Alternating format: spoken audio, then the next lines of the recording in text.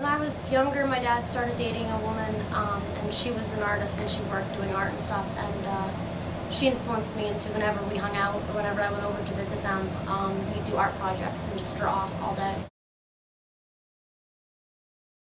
When I was younger, I mostly focused on anime, but since then I've kind of moved out of that and into sort of my own kind of style, but it reflects a lot of cartoon and anime mix, as far as like the style goes, and abstraction.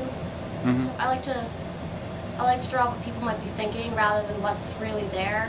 With a lot of stuff, I mean not all the time, but a lot of the time I like to look at kind of how things would look in the mind versus how they would look actually in the world.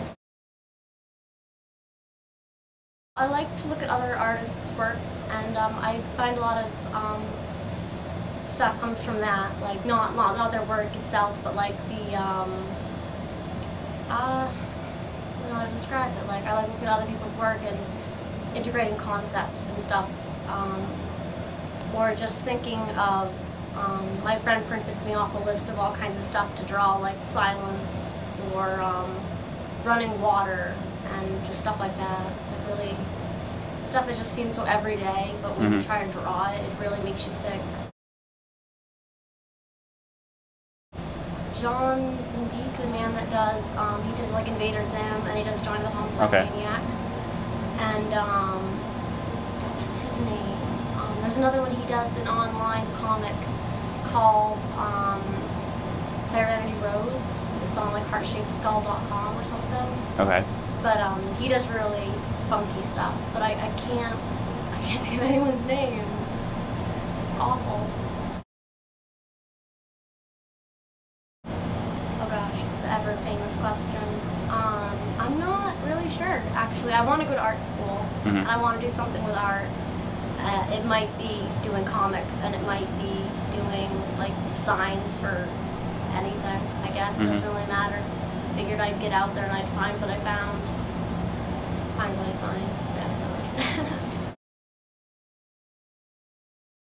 Yeah, the manga series, like mangas from Japan and stuff like that, I was always really fond of like Jin King of Bandits and Gundams. But they're all pretty much the same style. But the stories, I always enjoyed the stories. They were really cool. As far as like American stuff would be concerned, it would be like the Teen Titans and most of the superhero stuff. I wasn't really ever fond of the just regular day-to-day life stories. As far as reading them is fine, but when they're on paper, you kind of want action when you're looking at pictures. You want to see some blood and gore. So, kind of like Alan Moore, Frank Miller kind of stuff? Yeah. I know Alan Moore sounds really familiar. He did Watchmen. Yes, and, okay, yep.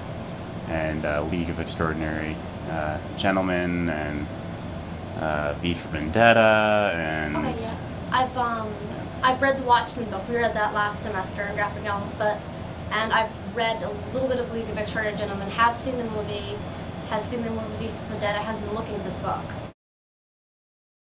This is what I meant kind of like by thinking of how people would see things, like you see something on the wall and that's what you see in your mind versus just seeing it, just seeing the picture, and then everything else was for fun, just drawing it. My art teacher, Mr. Poulin, at the school has a project where he gives you the outline of a rhino and tells you to draw what you see inside the rhino. Like he tells you can't draw the rhino, you have to make it something. So I made it into an organic robot. That's actually my favorite. He does some really awesome projects. That's one of my favorites. And this was another one that I really liked.